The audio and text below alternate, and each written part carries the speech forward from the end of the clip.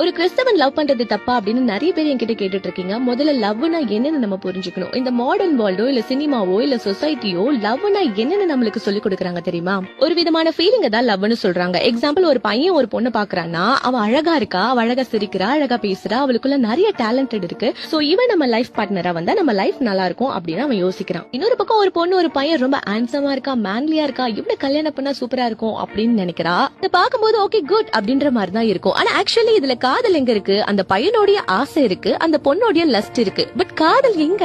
இந்த உலகம் இதுதான் லவ்னு சொல்லி கொடுக்குது. But actually love is not feeling, love is not lust, love is not time pass. அப்போ லவ்னா என்ன? Love is commitment. வேதம் சொல்லுது, அன்புக்கு பொறாமை இல்லை, அன்பு தன்னை புகழாது, அன்பு சத்தியத்துல சந்தோஷப்படும், அன்புக்கு சகலத்தையும் தாங்குற சக்தி இருக்கு, சகலத்தையும் விசுவாசிக்கும், சகலத்தையும் சகிக்கும். இதெல்லாம் எதுல அடங்கி இருக்கு? கமிட்மெண்ட்ல தான் அடங்கி இருக்கு. இத்தனை சுபாவங்களும் எப்ப வெளியே வரும்? நம்ம ஒருத்தவங்க கிட்ட அர்ப்பணிச்சு அன்பு செலுத்தும் போதுதான். சோ வேதம் நம்மளுக்கு இதுதான் லவ்னு சொல்லுது. ஒருத்தவங்க மேல வர ஃபீலிங்கோ லஸ்டோ லவ் கிடையாது. சோ இந்த உலகம் ஆசை இச்சையை தான் லவ்னு சொல்லுது. ஆனா வேதம் அர்ப்பணிப்பதான் லவ்னு சொல்லுது. முதல்ல இதை புரிஞ்சுப்போம், அதுக்கப்புறம் தப்பா இல்லையா அப்படின்றத பார்க்கலாம். ஆமீன்.